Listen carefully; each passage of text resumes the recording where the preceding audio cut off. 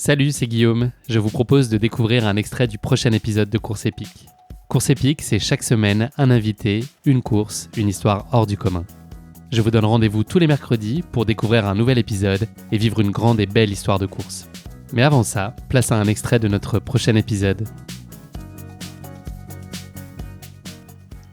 On l'a compris, t'es pas forcément dans des cadres de préparation qui sont très stricts ou très établis. Malgré tout, est-ce que tu as mis en place une préparation ou en tout cas des briques de préparation un peu spécifiques sur cette course ou tu n'as rien fait de différent pour cette fois-là?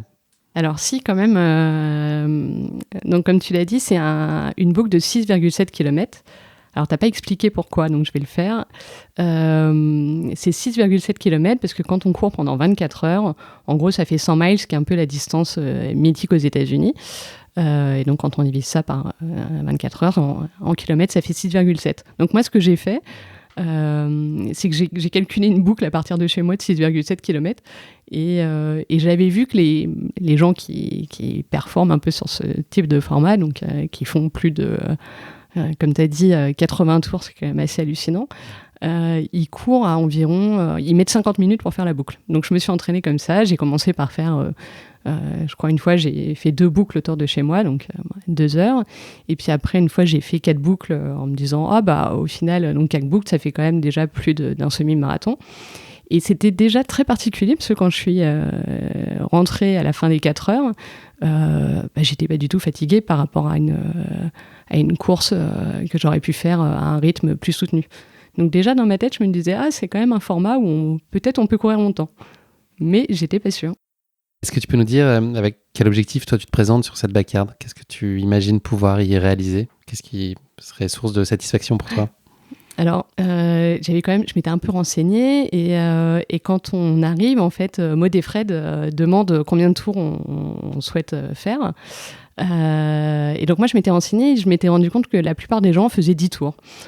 C'était la moyenne, 10 tours. Donc l'air de rien, c'est 67 km. C'est 67 km, puis surtout c'est 10 heures. Donc c'est déjà, il faut avoir le temps de le faire. Et donc moi, je me dis, j'ai déjà fait un marathon, mais pas officiel, donc je sais pas trop.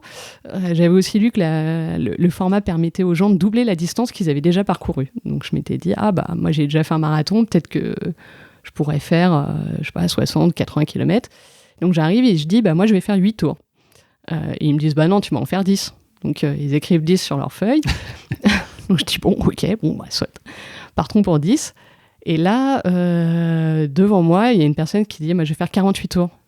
Et je dis, personne. Et donc, je dis, quand même 48 heures de course, c'est quand même pas mal.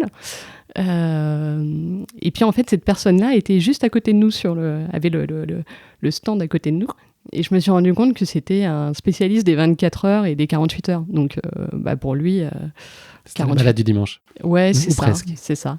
Alors après, il faut quand même avoir quelqu'un qui...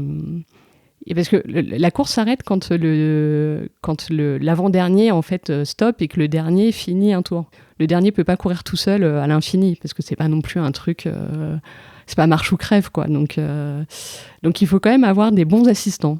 Donc, quand lui il avait dit 48 tours, il espérait qu'il y ait des gens qui puissent le suivre sur au moins 47 tours.